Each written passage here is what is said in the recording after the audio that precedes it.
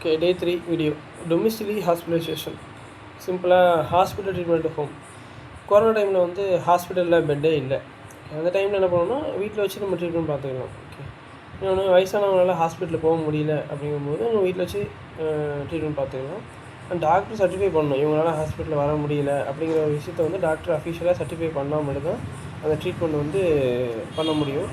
Next 3 day ரூல்னு சொல்லுவாங்க. அப்படின்னா 3 நாளாவது என்ன பண்ணியிருக்கணும் அப்படின்னா தொடர்ச்சியாக வீட்டில் வந்து நீங்கள் ட்ரீட்மெண்ட் பார்த்துருக்கணும். ஒரு நாள், அரை நாள், 2 நாள் அந்த மாதிரி இது க்ளைம் பண்ண மாட்டாங்க. 3 நாள் நீங்கள் வந்து பார்த்துருக்கணும். அதுக்கு சம் அஷ்யூர்ட் லிமிட் பார்த்தீங்கன்னா 10 lakhs அப்படின்னா டோட்டல் 10 lakhs வரைக்கும் அவங்க பே பண்ணிப்பாங்க. ஓகே, அது டொமஸ்டிக் ரோட் ஆம்புலன்ஸு எமர்ஜென்சி. எக்ஸாம்பிளுக்கு வீட்டிலேருந்து எமர்ஜென்சி ஒரு டாக்டர்கிட்ட போகணும் அப்படின்னா பக்கத்து ஹாஸ்பிட்டல், பக்கத்தில் என்ன ஹாஸ்பிட்டல் இருக்கோ அந்த ஹாஸ்பிட்டல் வரைக்கும் என்ன பண்ணிக்கலாம், அவங்களோட ஆம்புலன்ஸ் சார்ஜை வந்து கொடுத்துருப்பாங்க.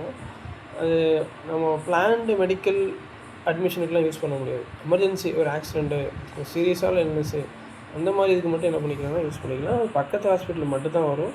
ஓகே, அது மாதிரி அது சம் அஷ்யூர்ட் வந்து அவங்க 10 lakhsனால் 10 lakhs சொல்லி கவர் பண்ணிக்கலாம்.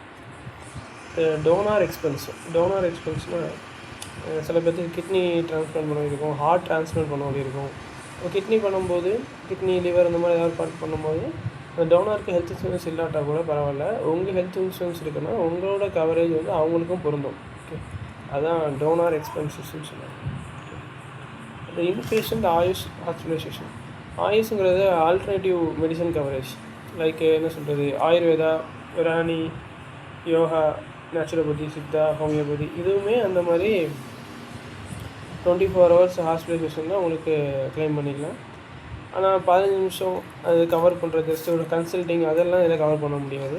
ப்ளஸ் அந்த ஹாஸ்பிட்டலில் வந்து quality council of India, NABH, national accreditation board of hospital அப்படின்னு சொல்லுவாங்க. அதுலேயே வந்து அது ரெகனைஸ் பண்ணியிருந்தால் மட்டும்தான் அது பில்லை வந்து க்ளைம் பண்ண முடியும். எதுக்கும் ஆனுவல் சம் 10 lakhs 10 lakhs வரைக்கும் அவங்க பண்ணிக்கலாம். ஓகே, ட்ரை பண்ணிக்கலாம். Okay, thank you.